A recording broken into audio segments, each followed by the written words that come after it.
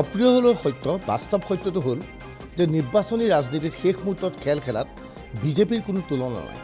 বিভিন্ন সময়ত বিজেপিয়ে শেষ মুহূৰ্তত খেল খেলি দিয়ে আৰু যি খেলে বিজেপিক সদায় সহায় কৰি থাকে। এইবাৰ প্ৰধানমন্ত্ৰী নৰেন্দ্ৰ মোদীয়ে নিৰ্বাচনৰ আগতে আজি এক নতুন খেল খেলি দিলে।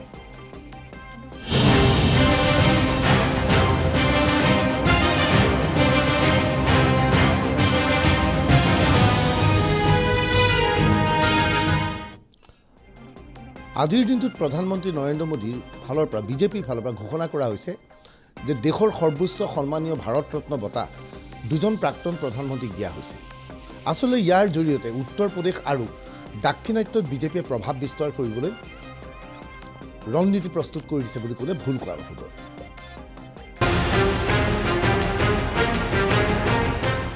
লোকসভা নিৰ্বাচনৰ প্ৰাক মুহূৰ্তত প্ৰধানমন্ত্ৰী নৰেন্দ্ৰ মোদীৰ নেতৃত্বত বিজেপিয়ে যি খেল খেলি দিলে সেই খেলত হতবাক হৈ পৰিছে কংগ্ৰেছ।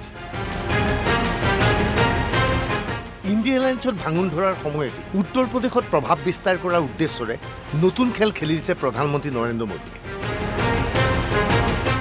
হঠাৎ প্ৰধানমন্ত্ৰীৰ ঘোষণা, তিনিজন ব্যক্তিক দেশৰ সৰ্বোচ্চ ভাৰত ৰত্ন বঁটা প্ৰদান। প্ৰাক্তন প্ৰধানমন্ত্ৰী চৰণ সিং আৰু PV নৰসিংহ ৰাওক সৰ্বোচ্চ বঁটা, বৈজ্ঞানিক ডাক্তৰ MS স্বামীনাথনকো ভাৰত ৰত্ন। বিজেপিৰ লক্ষ্য এইবাৰ উত্তৰ প্ৰদেশ। উত্তৰ প্ৰদেশত বিশেষ প্ৰভাৱ বিস্তাৰ কৰি আহিছিল RLD দলে। চৰণ সিঙৰ পুত্ৰ জয়ন্ত চৌধুৰীৰ নেতৃত্বত গঠন হোৱা RLDয়ে জাট সম্প্ৰদায় আৰু কৃষকৰ মাজত বিশেষ প্ৰভাৱ বিস্তাৰ কৰিবলৈ সক্ষম হৈছিল। এতিয়া RLDক হাতত ল'বলৈ প্ৰধানমন্ত্ৰী মোদীয়ে খেলি দিলে নতুন খেল। এক, উত্তৰ প্ৰদেশৰ জাট সম্প্ৰদায় তথা কৃষকক সন্তুষ্ট কৰাৰ স্বাৰ্থত চৌধুৰী চৰণ সিঙক ভাৰত ৰত্ন বঁটা প্ৰদান। 2, লগে লগে চৰণ সিঙৰ পুত্ৰ জয়ন্ত চৌধুৰী RLDৰ সমৰ্থন বিজেপিয়ে লাভ কৰাটো নিশ্চিত। 3, RLD পূৰ্বে ইণ্ডিয়া এলায়েন্সত আছিল। 4, নৰসিংহ ৰাওক ভাৰত ৰত্ন বঁটা প্ৰদান কৰি অন্ধ্ৰপ্ৰদেশত প্ৰভাৱ বিস্তাৰৰ চেষ্টা। 5, ইয়াৰ পূৰ্বে কৰ্পূৰী ঠাকুৰক ভাৰত ৰত্ন প্ৰদান কৰি বিহাৰত প্ৰভাৱ বিস্তাৰ কৰিছিল বিজেপিয়ে। 6, PV নৰসিংহ ৰাও কংগ্ৰেছৰ দ্বাৰা উপেক্ষিত হৈ থকাৰ অভিযোগ। 7, চৰণ সিঙক বঁটা প্ৰদান কৰাৰ লগে লগে উত্তৰ প্ৰদেশত ব্যাপক প্ৰভাৱ বিস্তাৰ কৰিব বিজেপিয়ে। 8, ৰাহুল গান্ধীৰ যাত্ৰাই উত্তৰ প্ৰদেশত প্ৰৱেশ কৰাৰ পূৰ্বে ইণ্ডিয়া এলায়েন্সৰ পৰা RLD আঁতৰি যাব। 9, মোদীৰ খেলত হতবাক হৈ পৰিছে কংগ্ৰেছ। 10, 400ৰো অধিক আসন NDA যাতে লাভ কৰে তাৰ বাবে বিজেপিৰ কৌশল এয়া।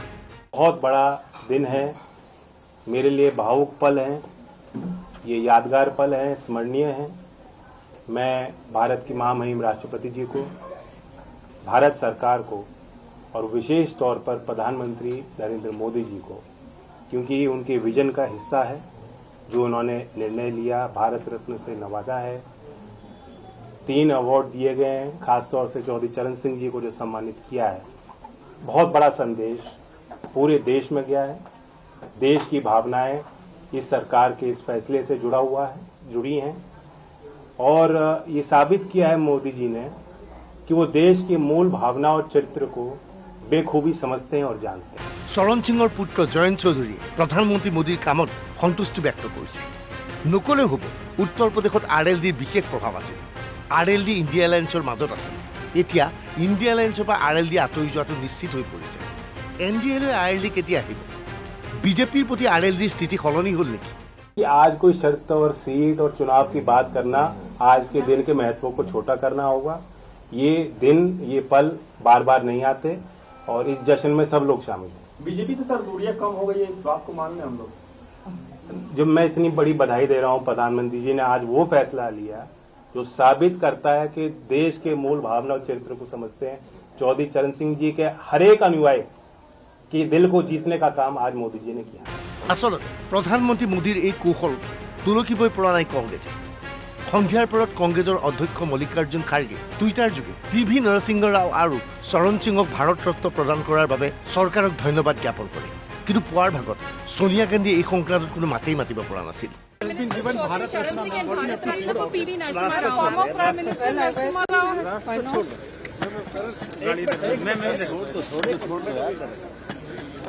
Ma'am, would you like to say something on the Bharat Ratna being given to PV Narasimha Rao? Ma'am, Bharat Ratna given to Charan Singh and Dr. MS Swaminathan, ma'am.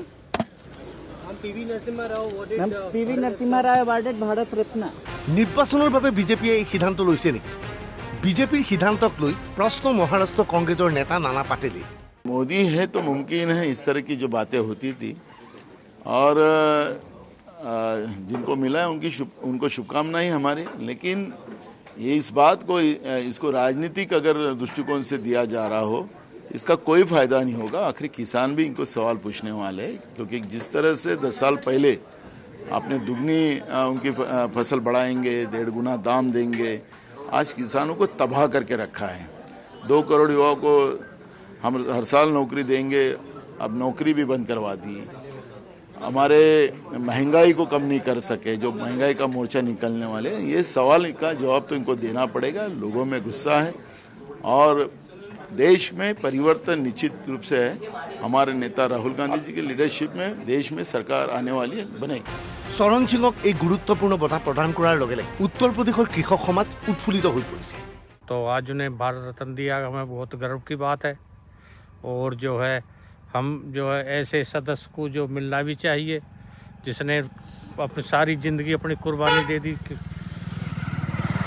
और जो बड़ी खुशी की बात है। बस वो जी बहुत खुशी की बात है कि चौधरी साहब को भारत रत्न मिला और हमारे परदादा थे चौधरी साहब जो है बहुत खुशी की बात है कि किसानों के मसीहा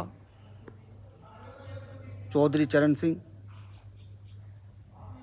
हमें बहुत खुशी की बात है। इन्हें बहुत पहले मिल जाना चाहिए था और चौधरी साहब इसके हकदार हैं जो उन्होंने देश के लिए किया शायद ही कोई ऐसा बात से पैदा हो जो जिन्होंने देश के लिए किसानों के लिए इतने अच्छे काम किए और वो हकदार है इसलिए उन्हें मिलना भी चाहिए और बहुत पहले मिल जाना चाहिए था। বিজেপিয়ে RLDৰ সমৰ্থন লাভ কৰিলে উত্তৰ প্ৰদেশত পূৰ্বতকৈ অধিক ভাল ফলাফল দেখুৱাটো নিশ্চিত হৈ পৰিছে। ইতিমধ্যে কংগ্ৰেছ আৰু সমাজবাদী পাৰ্টিৰ মাজত বিভিন্ন সময়ত মতভেদৰ সৃষ্টি হৈছে কিন্তু সমাজবাদী পাৰ্টি এতিয়াও ইণ্ডিয়া এলায়েন্সৰ লগতে আছে। Bureau' report NB News।